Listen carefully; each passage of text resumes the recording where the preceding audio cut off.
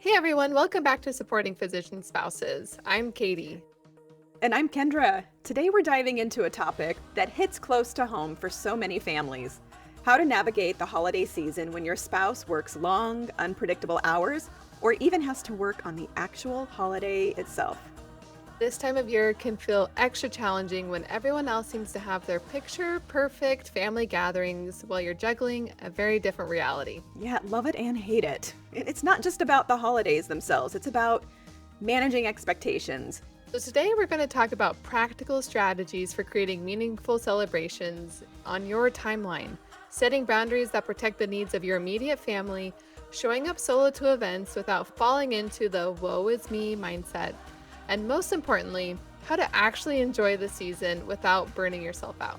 Yes, because at the end of the day, it's about you, your spouse, and your kids, and making sure those relationships are thriving, not just surviving. Let's get into it. Let's start with the biggest shift in mindset that needs to happen: letting go of the calendar date and embracing flexible celebrations. Yeah, this was hard for me at first. There is something about Christmas morning or Thanksgiving Day that just feels sacred, right? But once I realized that the magic isn't in the date, it's in the togetherness, everything changed. Exactly. So let's talk about those practical strategies. Excellent. So, strategy number one: create your own family traditions. If your spouse works Christmas Day, celebrate on December 23rd or the 26th. Make it your day. The kids honestly won't remember the date. They'll remember that everybody was present and happy. I'm going to give you a little real life example. So, when our kids were small on New Year's Eve, we would just change the clocks in the house so that they thought that they were staying up till midnight and then they could go to bed. So, we still got to celebrate and have a big party. And then we also got to go to bed. And to me and to our kids, it really didn't matter because we still celebrated. Nobody cared that it was a different time, and we had a great time. And more importantly, everybody got the sleep that they all needed. It's not so much about the actual time or the actual date on the calendar. It really is creating your own tradition and doing it on your time. Yes. Strategy number 2 is split celebrations. So maybe you do stockings in the morning before your spouse leaves for a 12-hour shift, and save opening the big presents when they're home again. Thanksgiving dinner can happen on Friday. New Year's Eve can be celebrated as a New Year's Day brunch. Our local children's museum celebrates Noon Year's Day. Oh, So fun. at noon, there was a big celebration. And, that's one example of what it can be. Yeah. So I'm curious, Katie, for Thanksgiving this year, will your husband be home on Thursday? Yes, he is home on Thursday. Awesome. And maybe I'm practicing, and we don't live near family. We are going to stay local, and we haven't made plans with anyone else. We're going to do a Friendsgiving like a week and a half early.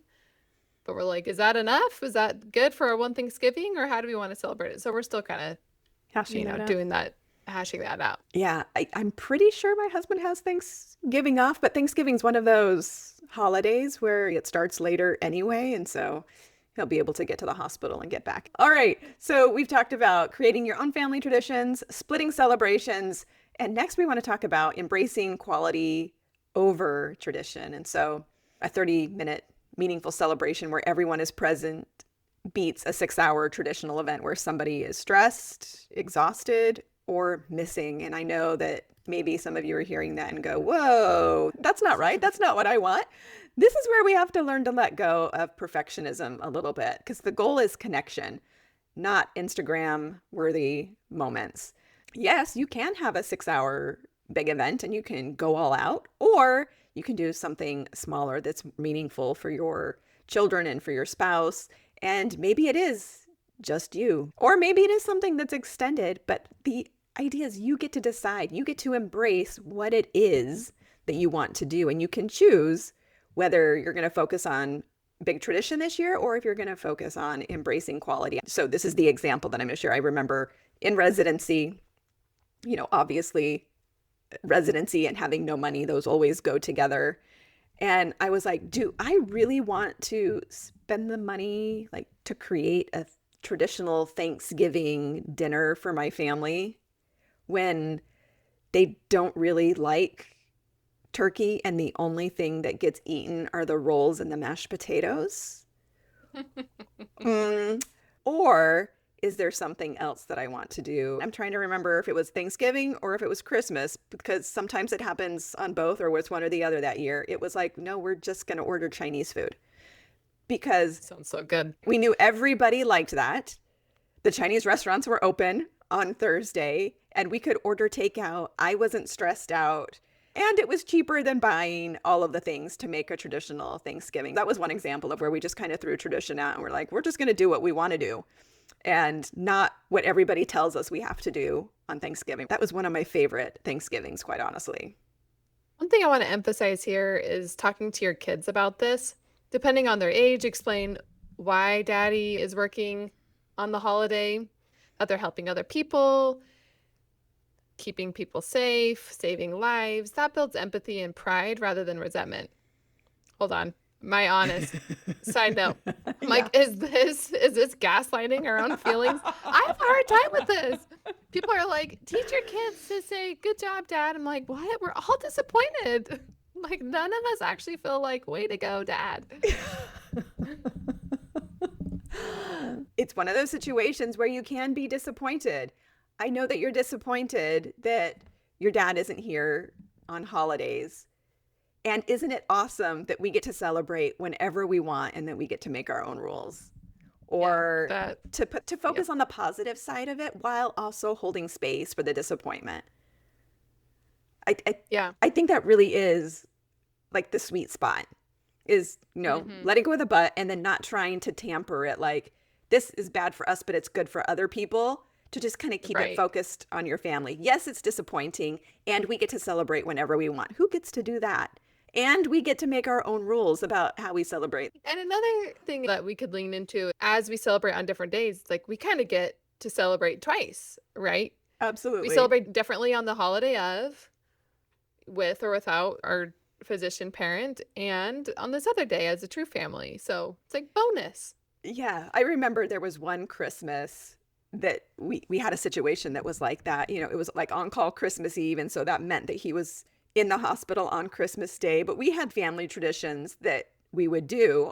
We took up each of those pieces and we spread it out over the entire week. He wasn't there for pizza on Christmas Eve. Well, we still had pizza on Christmas Eve. We usually would go see a movie on Christmas Day. Well, we ended up going to the movie on a different day. The special breakfast that we had, it just got like spread out over the week. And it was actually kind of awesome too, because instead of trying to shove everything into one day, like would be the tradition, we were able to spread it out over an entire week. And just as time popped up, then we could slide in a portion of that tradition.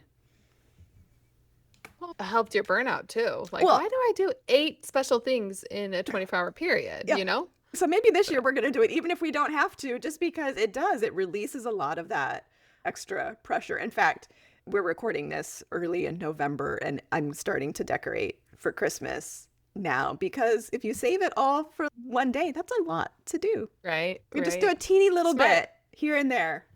It's like Advent. Yeah, Advent for your traditions. exactly. Quick pause. Hey, it's Kendra. We'll get right back to the episode, but a quick thank you to the partner that supports this show. It Gets Better Now, my one-on-one coaching practice for physician spouses. Maybe you're thinking, training is over. Why doesn't it feel better yet? That is my specialty, turning survival systems into sustainable ones. Time you can count on, calmer conflict, and a clearer sense of you outside of medicine. If you'd like support that understands this life, visit itgetsbetternow.com. All right. Kendra, there's one aspect of holidays that I'd love to talk about with you, and it's navigating the woe is me mindset. Specifically, navigating celebrating them solo or navigating solo attendance to events. What's the best way around that? Well, first it's to recognize when you're falling into the woe is me trap so you can pay attention to the warning signals before it happens. Let's think of a time where you've fallen into the woe is me. So my birthday last year Okay. is not a, that's just me. That's a me day. my spouse was on an away rotation, and I had been doing this alone for many days, and so I woke up that day and I was like, "Can I just have one day where my kids tell it like not I don't know, my expectation of my kids wasn't high, but I was like, "Can you just, like, not yell at me today? I know it's my Can we birthday. just can you just kinda be nice to me a little bit?" And so that whole day, I was like, "Well, it was like, poor me, I'm by myself." Everyone's giving me well wishes of like, "I hope you're having the best day," and they're being spoiled. I was like, I wish. like, I'm so mad, like, the Okay. opposite is happening. The first part of avoiding the woe is me is acknowledging that you have expectations for what that Mm, day is, whether it's your birthday or it's Thanksgiving or it's Christmas. You have already created this vision in your mind for what that day should be. it's a special day, it's a different day, Okay. I want it to be treated as such. I want to be treated, but you have even specifics within those. So those are like the general. Sure. So then what are the things about that day that you're like, so it's like nobody should fight, everybody else Yep. should clean. Um, I wanna hug and someone to say happy birthday to me. and your poor kids are so young, unless somebody tells them it's your birthday, So they won't young. know. Right. Oh my gosh. Well, it wasn't until the end of the day where I had friends able to pop by because they were waiting for their spouses to get home. Yeah. And once my kids saw, oh, they're giving you gifts, I want to create a gift. Like they needed to Yeah. see it in order to know what to do. Like you say, they're just at that age. Ah. Uh, So just we can give ourselves some compassion because we all do this, don't we? On our special day, we want somebody to take care of us. yeah. We want somebody to plan, we want someone to cook, we want someone to clean, we want people to acknowledge. We do have a lot of expectations. And so part of avoiding the woe is me trap is to acknowledge that you have those expectations before the day. It's like Yeah. you have them, but they're in the back of your mind. And that morning when you wake up, they come roaring to life.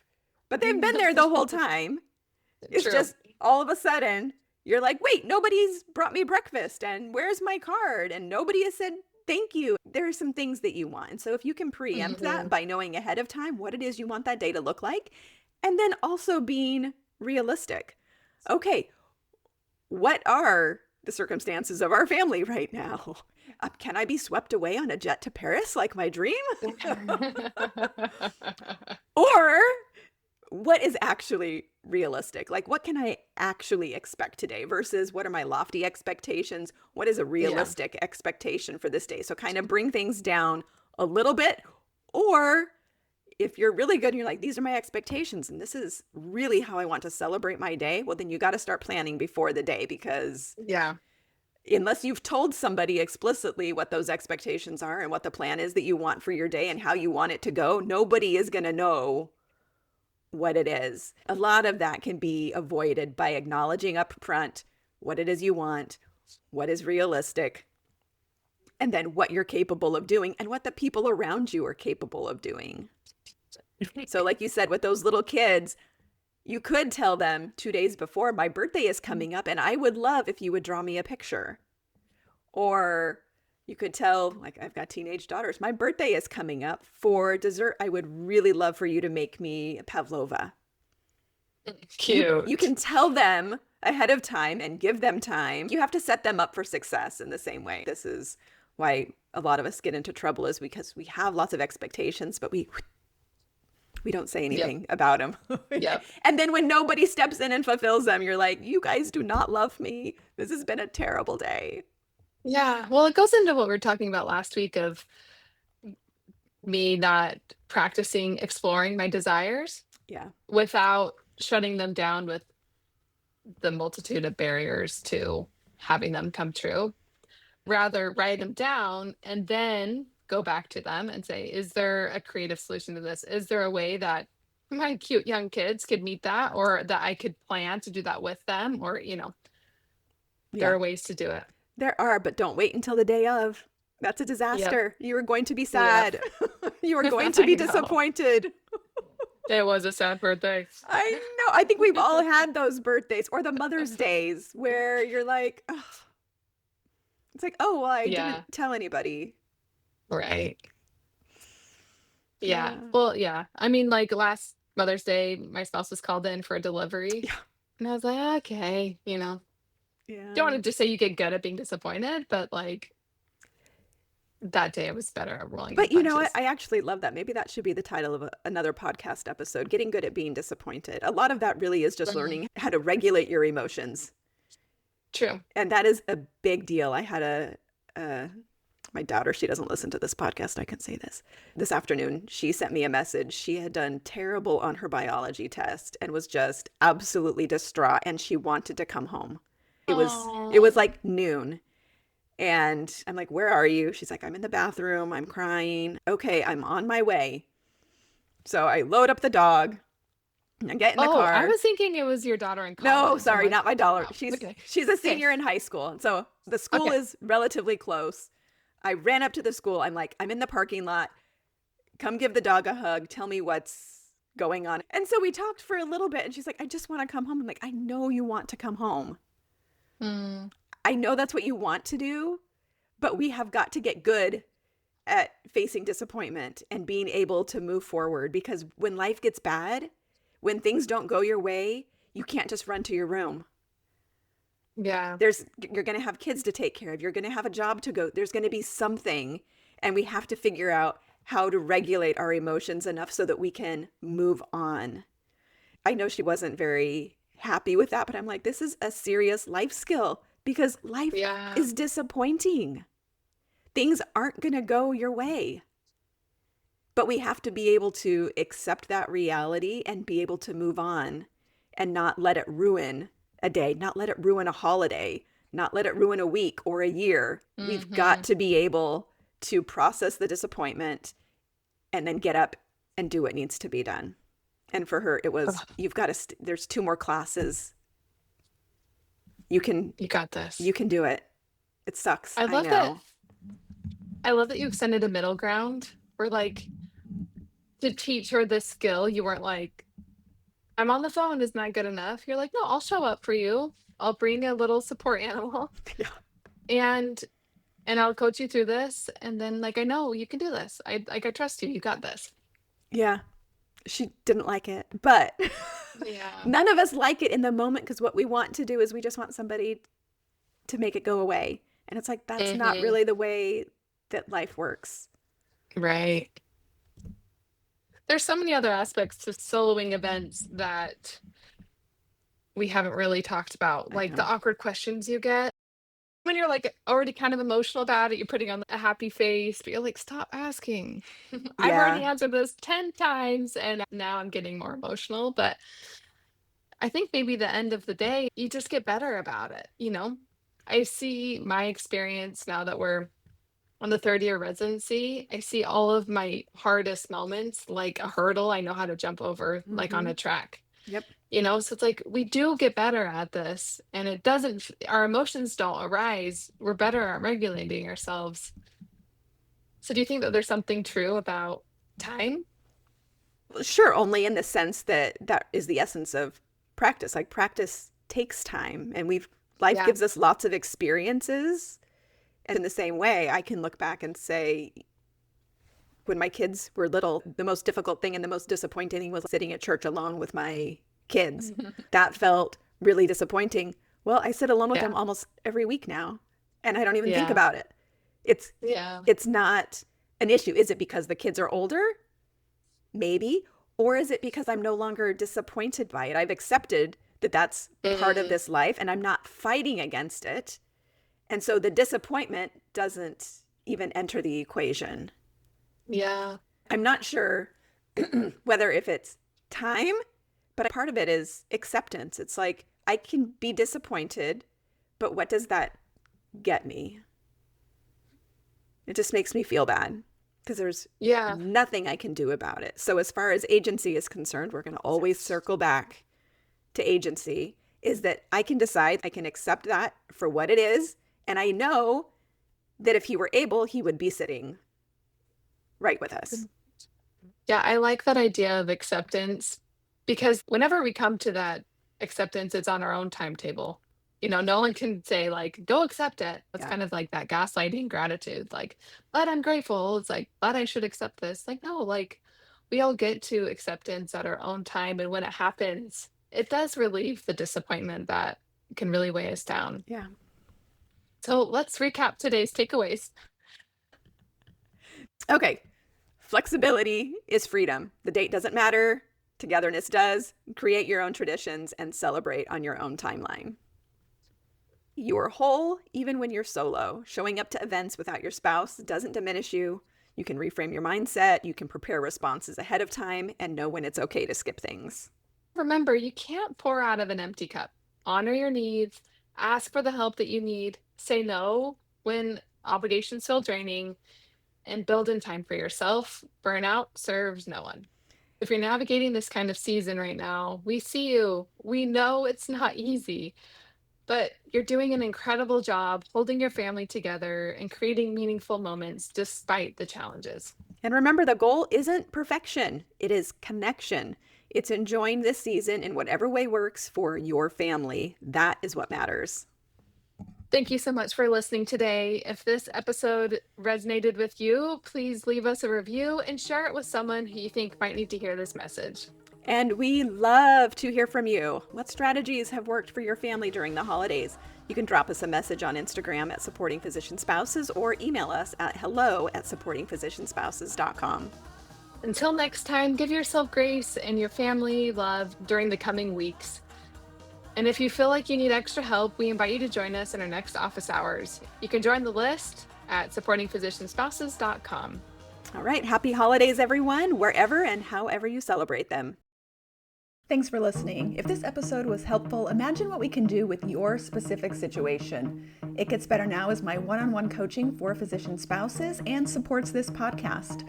You can learn more at itgetsbetternow.com.